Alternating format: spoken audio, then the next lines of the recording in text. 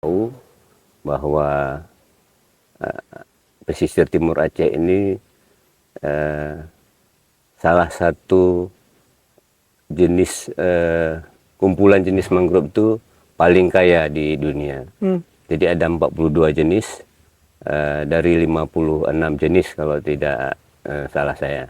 Seperti burung kedidi kecil, tapi mulutnya seperti bebek. Jadi itu ada chipnya, ada benderanya, terbang dari Rusia menuju ke pesisir timur Aceh.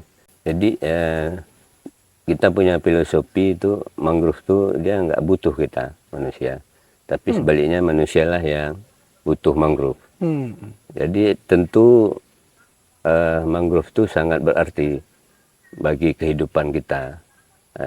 Saya ambil salah satu contoh yang sekarang menjadi penyebab rusaknya mangrove.